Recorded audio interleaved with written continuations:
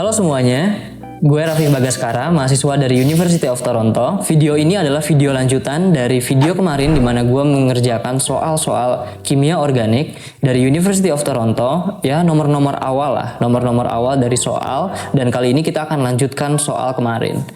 Yang tentunya ketika soal itu dikerjakan semakin jauh, tentu tingkat kesulitannya akan semakin tinggi. Jadi tidak semua soalnya manusiawi.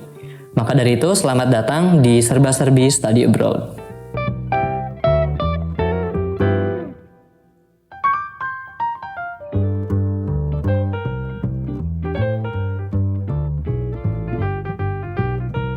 Kita akan mulai dari soal nomor 6. Di sini kita bisa lihat ditanyakan, in the NMR spectrum of levomenol, how many unique signals would integrate to 1H? Jadi akan ada berapa sinyal yang integrasi atau teridentifikasi sebagai 1H.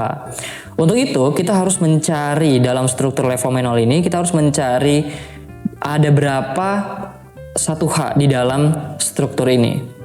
Oke, dan kita juga perlu tahu, sebenarnya ini dijelaskan di video sebelumnya, tapi prinsipnya adalah setiap karbon itu berikatan dengan 4 senyawa.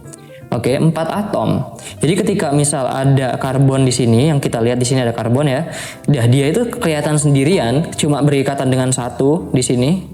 Itu belum tentu dia cuma berikatan dengan 1. Itu berarti secara tidak langsung dia berikatan dengan hidrogen, karena karbon harus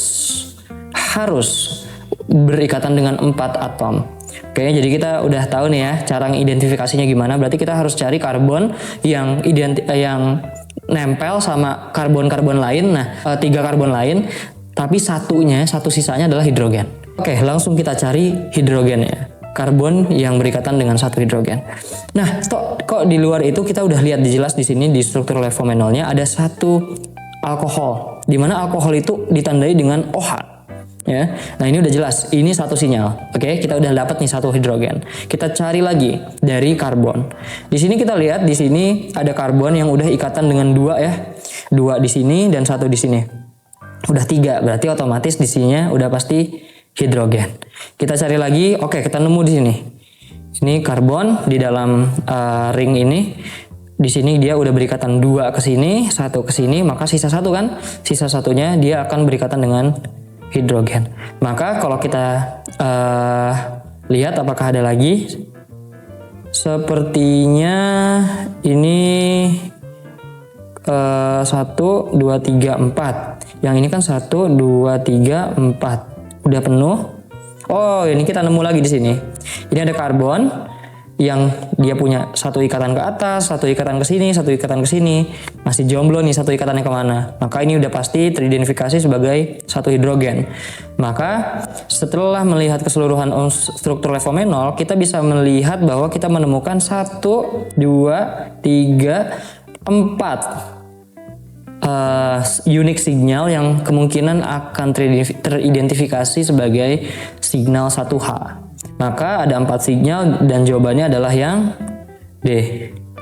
Gitu. Lanjut ke nomor 7. Ini semakin tidak manusiawi lagi.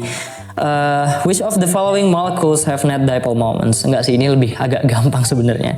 Untuk mengidentifikasi mana yang punya dipole moments, lihat dia itu strukturnya simetris atau enggak. Udah sesimpel itu.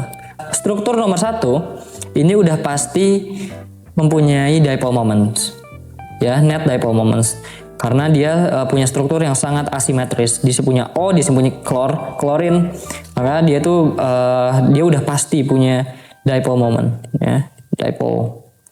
Nah, ini sangat jelas di struktur nomor 2. Ini ada 1 benzene ring ya, benzena ya. Ada aromatik benzena di sini dan dia ada 2 metil ya di ujung-ujungnya. Ini sangat jelas, teman-teman nggak usah pakai teori macam-macam. Ini sudah dengan kasat mata aja udah kelihatan bahwa ini simetris. Ketika ini simetris, maka dia tidak punya no net dipole moment. Dia tidak punya dipole moment. Lanjut ke struktur yang ketiga. Dia CHF3. Kalau kita cuma ditulis begini, jelas kita nggak bisa membayangkan apakah dia punya dipole moment atau enggak. Untuk bisa mendiscover bahwa apakah dia punya that dipole moment atau tidak, kita harus gambar dulu. Oke, kita gambar. Di sini ada C, F, F, F, H. Ini sudah sangat jelas. Ini sangat tidak simetris ya. Ini jelas-jelas tidak simetris. Berarti nomor 1 dan 3 ini mempunyai net dipole moment, sedangkan yang 2 enggak. Maka melihat jawaban yang di nomor 7, jawaban yang paling suitable, jawaban yang paling tepat adalah jawaban yang D. 2 dari 1, 2, dan 3 gitu. Lanjut ke nomor 8. Ini kita udah melihat struktur-struktur lagi nih. How many HNMR signals are expected for the amino acid threonine shown here? Oke, jadi kita ada threonine di sini. Kita harus ditanya berapa HNMR signal. HNMR signal itu refer ke sesuatu yang unik, sesuatu signal yang unik, ya. Ikatan hidrogen yang unik yang tidak dimiliki oleh karbon lain di dalam satu struktur.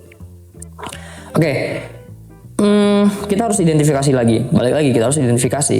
Ini udah pasti satu sinyal OH. Oke, NH2 gua pribadi lebih suka nulisnya kayak gini daripada NH2 ditulis NH2 ya, biar kelihatan gitu. Ini satu signal, ini 2H, ini 1H gitu ya. Terus di sini ada 1H lagi.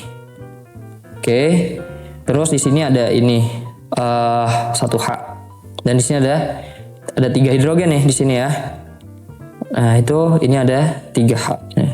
Jadi total ini ada 1, 2, 3, 4, 5, dan di sini ada satu lagi, jangan lupa 1H di sini. Ada 6 ya. Ada 6 sinyal, maka jawabannya adalah yang C. Oke, mungkin ini akan menjadi soal terakhir untuk video kali ini karena yang ke bawah lebih tidak manusiawi lagi. Kalau besok ada yang komen, kalau di video ini ada yang komen masih ada yang tidak manusiawi, mungkin kita akan coba di soal nomor 10 besok. Tapi kita akan akhiri di nomor 9. Nomor 9, which of the following structures is 4-bromo 3-isopropyl 7-methyl lock 6-enol? Ya, ini agak ribet nih, nama unsur kimianya. 4-bromo, 3-isopropyl, 7-metil, ok, 6-enal. Kita harus identifikasi untuk membaca nama struktur kimia. Itu kita baca kayak baca bahasa Arab. Kita baca dari kanan. Oke. Kita baca dari kanan. Kita identifikasi di sini ada 6, ada enal.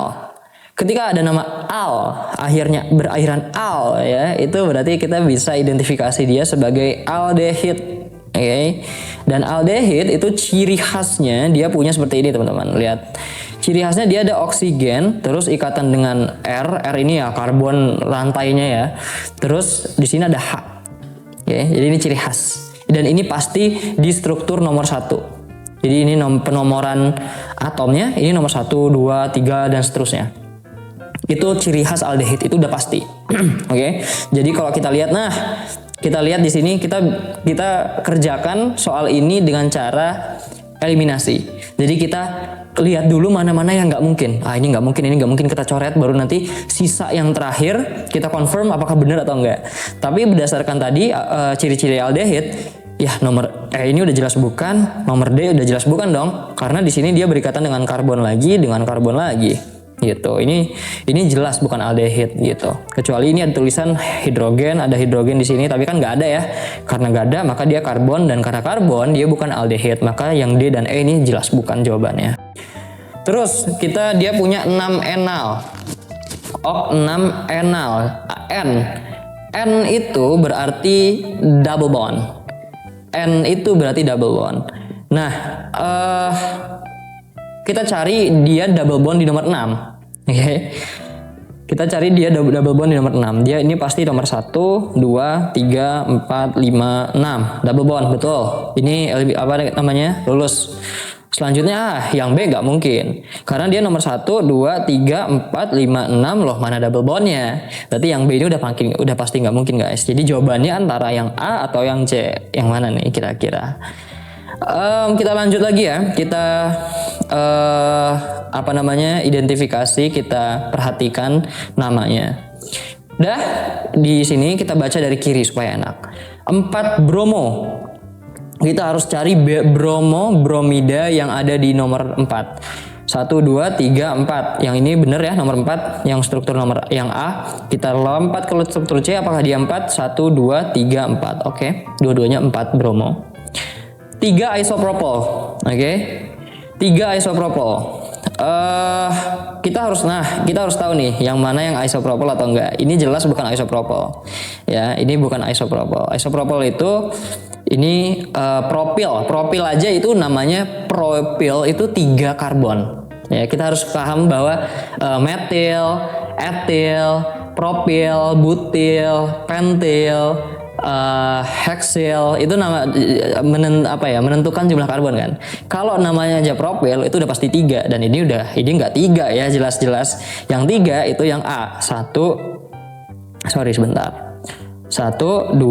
3. Oke, ini propil. Nah, karena ini udah silang semua, kita nggak perlu nyari-cari yang lain. Jawabannya sudah jelas adalah jawaban yang A. Itu aja dari tadi soal-soal yang kita kerjain untuk episode hari ini. Kalau teman-teman mau untuk lanjut lagi ke soal-soal yang lebih tidak manusiawi, silahkan komen di bawah untuk apabila ingin ada soal-soal berikutnya. Dan boleh juga saran untuk apa yang bisa dikulik dari study abroad di luar negeri, khususnya di gue di Kanada di University of Toronto, untuk apa yang bisa gue sharing ke teman-teman semua melalui Sabtu The Originals di episode berikutnya. Sekian dari gue, thanks for watching.